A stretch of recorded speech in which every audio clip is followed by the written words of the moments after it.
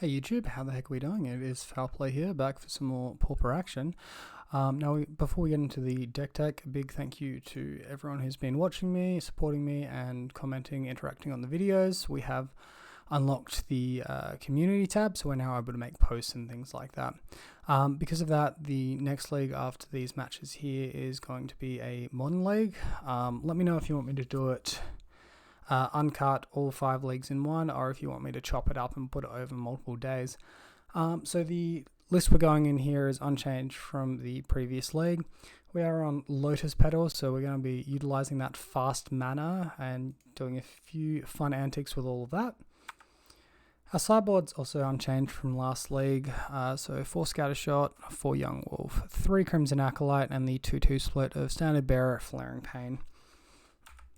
Alright, here we are for match number 1. We lost the die roll up against Mole Clay. Opponent's keeping a 7-card hand. This hand is semi-okay, but we don't have access to white mana.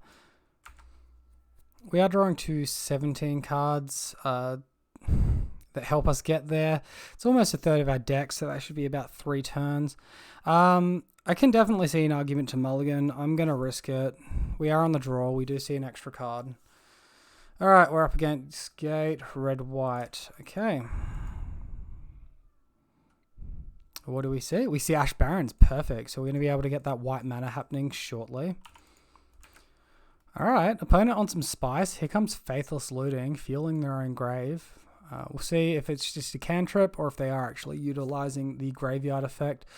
Journey to Wet Nowhere and Sacred Cat to the Grave. So, yes, Sacred Cat is utilizing the graveyard.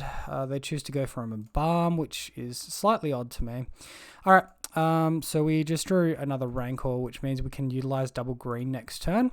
So we can go ahead, let's get our Ethereal Armor down and start attacking. Alright, opponent attacks back. We go to 19, they go back up to 19 as well. And Squadron Hawk. Alright, so 4 cards in hand, presumably searching up 3. Alright, there's 3 Hawks. There's the Cliffgate. Also in red-white.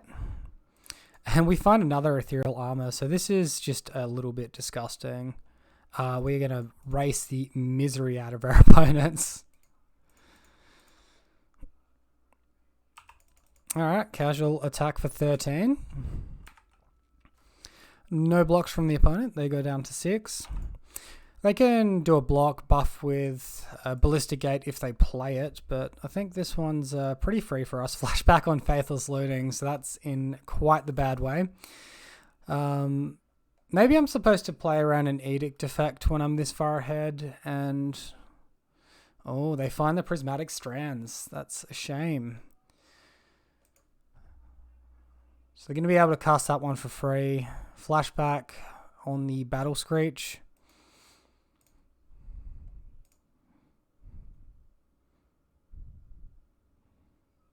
Well, we do have lethal, so let's start it off with an attack. Then second main, we can dump our hand. Might cartouche on one of the Bogles. Alright, so opponent flashes... back Prismatic Strands, so that one's gone. 6 in hand still. We do know about 3 of those are Squadron Hawks though. Alright, there's the concession from the opponent, so we were good enough with the double Ethereal, double Rancor hand to get there. So I don't have an example list of what our opponent is up to, but in any case, Flaring Pain is really, really good here. And Standard Bearer is actually pretty strong as well because we can force them to redirect their gate towards our Standard Bearer. There's possibly an argument for Crimson Acolyte as well because they could bring in End of Hostilities and wipe out, like, for example, a Silhana Ledgewalker.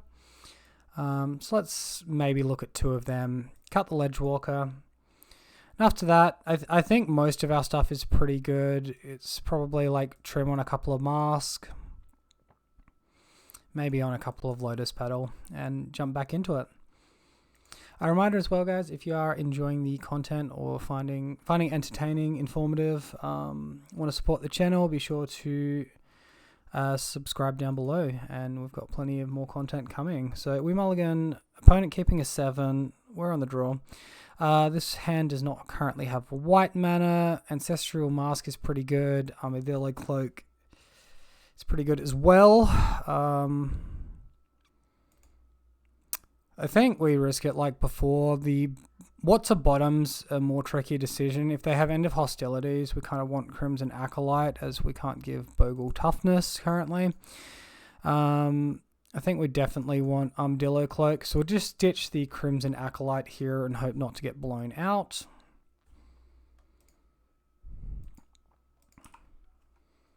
Alright, opponent with red-white mana still.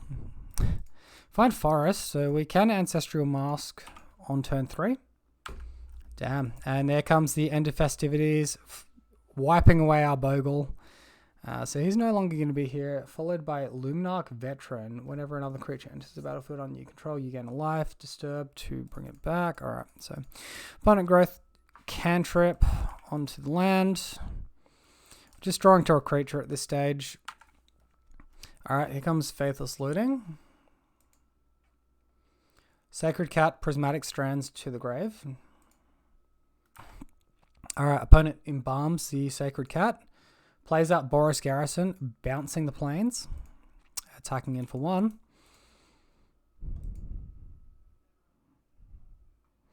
Fine, Armadillo Cloak. So continue to develop mana, pass. Alright, opponent in for 2. No gate effects to buff up yet. Alright, and there's a flashback on Faithless Looting. 6 cards still in hand for the opponent. Cat planes to the grave. Thrabian Inspector. Triggering Luminarch Veteran. Alright, we find mana, so we will be able to dump on any creature we draw now. So the white creatures we will be able to add toughness with Ethereal Armor. Opponent in for 3.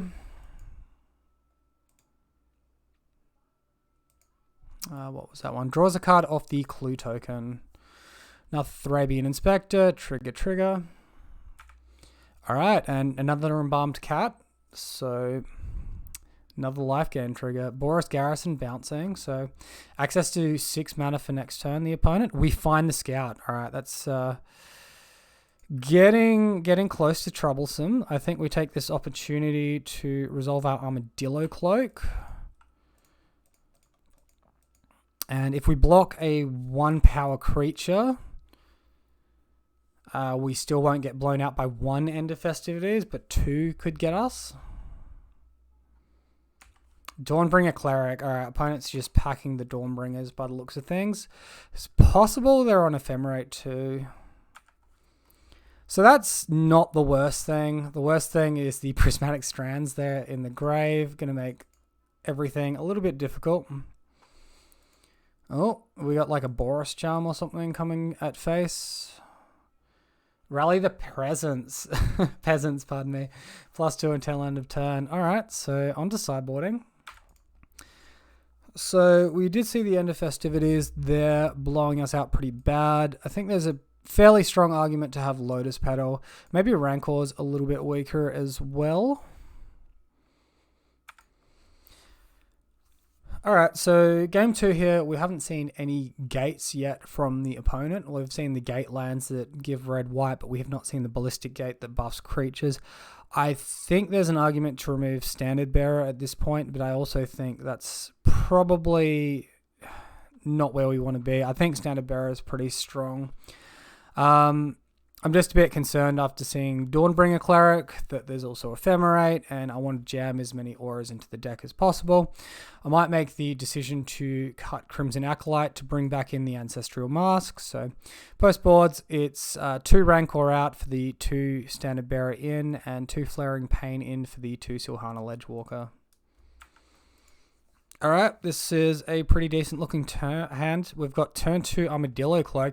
It is that card disadvantage, but it is good against End of Hostilities.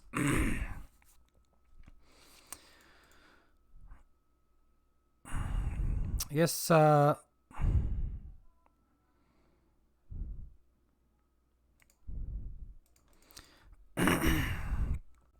guess Lotus Petal doesn't hugely matter when we utilize it here. We'll go in for white. We could flag bearer. If we flag bearer now, it's better if we draw ethereal armor or cartouche of solidarity next turn. All right, let's flag bearer.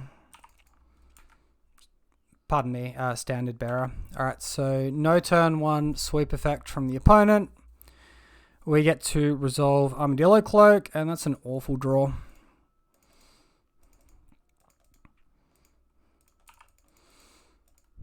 All right, off to the races. All right, Ballistic Gate. So we're going to be disabling that for our opponent, but they have the Dawnbringer Cleric, so this is going to turn into a grind fest. We are very disadvantaged with this hand currently. You can also go after our white mana if they have any more effects like that. Oh my freaking goodness. All right, let's extend one more onto the board. If they have End of Hostilities, I guess we can force it out of their hand. All right, opponent draws a card off the clue token. Boros Garrison, bouncing Ballistic. Attacking for 1. We could double block. I guess they probably kill Standard Bearer then, and we want Standard Bearer around, so... All right, take that. Little help. That is a bit of help. Could be walking straight into a Dawnbringer here. The upside is if we draw Armadillo Cloak next turn, we're in a better spot. Upside also playing around End of Festivities. Alright, opponent plays Plains. They have the Dawnbringer Cleric. Alright, well, I really wish we had Pauper, old man. I hate this card so much. I can't believe this is common. End of Festivities. Alright, there's the End of Festivities. And some attacks. So hopefully that's all our opponents hate and we can start stabilizing now. It's not a good place to start. Opponent plays a Ballistic Gate. Taps for 5 mana. Battle Screech. Okay, so that's some flying creatures to the board. 4 in hand for our opponent. And they flashback Battle Screech, play out the Faithless Looting. Pitching Prismatic Strands and Faithless Looting. It's the attack for 2. A little help. Alright. Maybe not this match. Apologies, YouTube. Alright, opponent attacks in with everything except Thrabian. Alright, so that's currently 6 damage. Do they have any pump effects? Obviously, the Ballistic Gate could be one. Rally the peasants, and oh god, there's more. Flashback rally. Oh god. GG to our opponent, -14. I mean, we couldn't get off the ground. We drew 1 aura in 6 draw steps, 5 draw steps, pardon me, and it's just not good enough. All right, that's it for this match, guys. I hope you enjoyed it. If you did, be sure to let me know down in the comments below. And always, if you want to stick around and see how the rest of the league turns out, please subscribe for more.